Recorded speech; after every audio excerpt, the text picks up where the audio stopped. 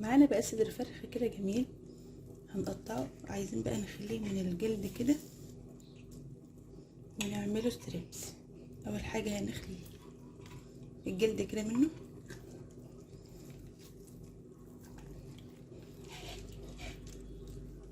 بالشكل ده،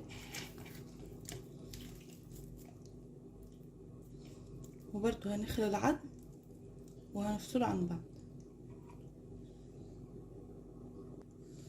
انا كده خليتها معاكم كده، انا خليتها كده بالشكل ده.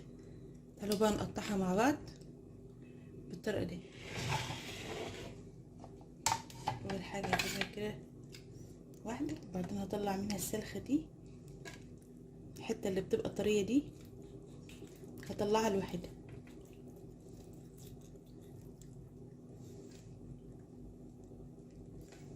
كده بالراحه كده.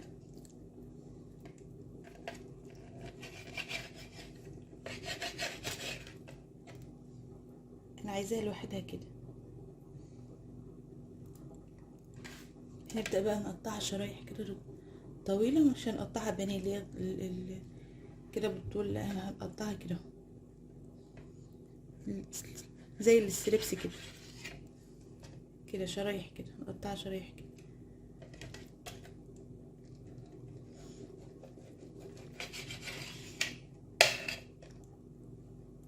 كده.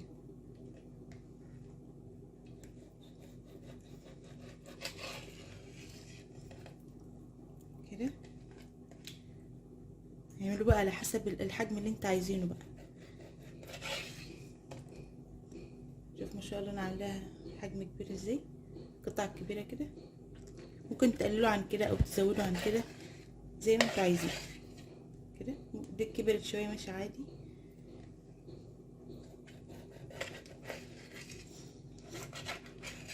كده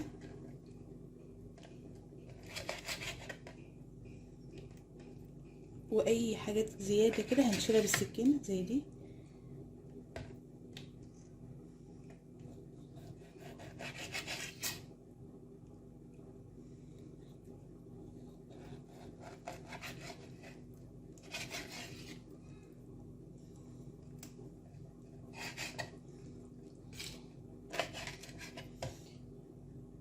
كده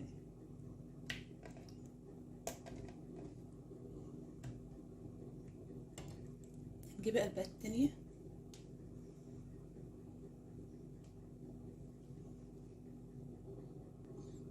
هناخد منها برضو نفس الحتة الطرية دي كده.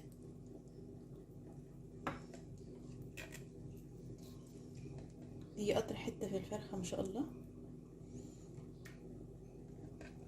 وهنقطعها نفس ما قطعنا التانية.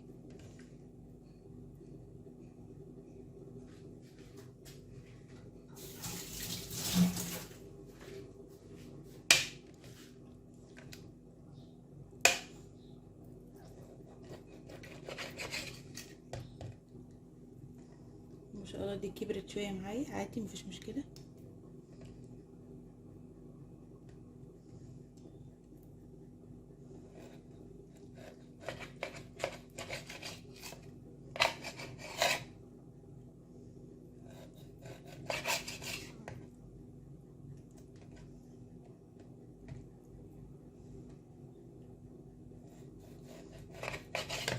كده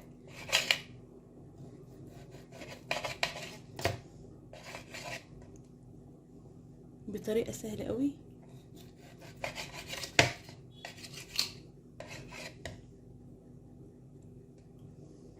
وهتعمل معاكي كميات كبيرة على فكرة.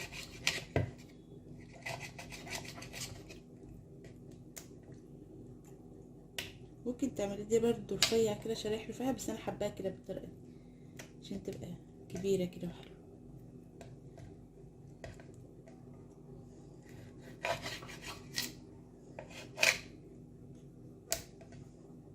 دي ممكن نقطعها حتة كمان، بس نقطعها حتة كمان. ما شاء الله دول صغيرين شوية عن الاولانيين بس عادي، كله يمشي معايا كده ما شاء الله. بصوا قطعنا بقى الستريبس معانا، معاكم كده. واي بقى حتت زايده كده، اي دهون اي كده لازم نشيلها.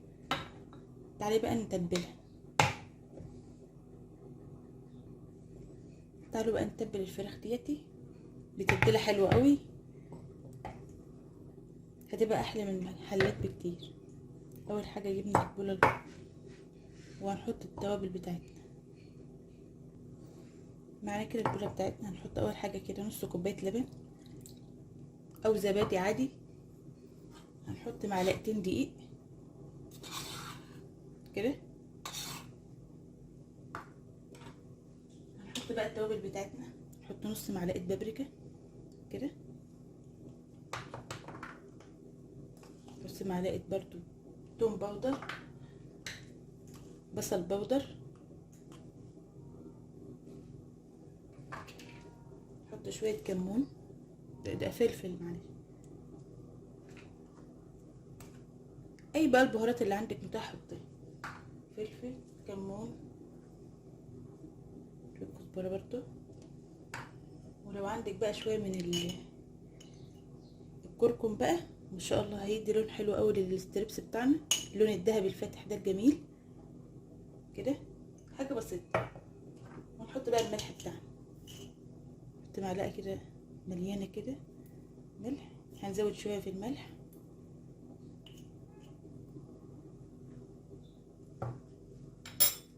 معانا بقى شويه عصره ليمون كده، ليمونه حلوه كده نوصلها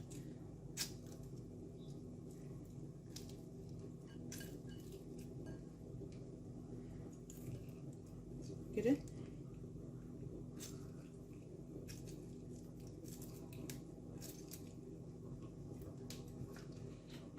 هنحط بقى معلقه خل بسيطه كده. وانا بقى من عندي هحط شويه كاتشب، عندك مايونيز حطيه. وعشان تخلي بقى الفراخ طريه هنحط معلقه عسل ابيض، بتخلي الفراخ طريه وجوسي جدا. اللبن والعسل بيخلوا الفراخ طريه قوي.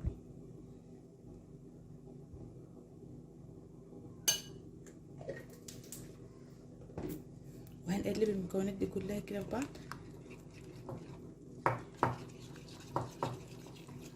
كده.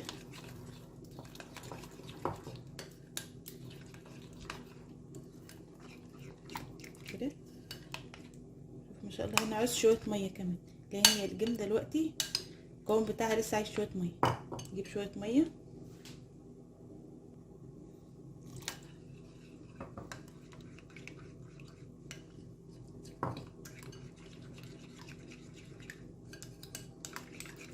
كده.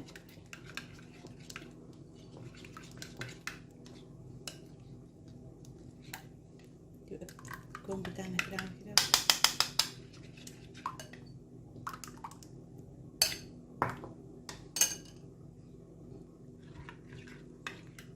هنبدأ بقى نحط الفراخ بتاعتنا،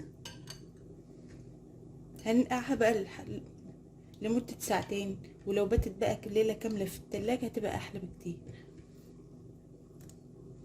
بس لازم تتنقع في البهارات بتاعتنا دي ما يقلش عن 3 ساعات، ساعتين كده، 3 ساعات كده. ونقلبها كده جواها.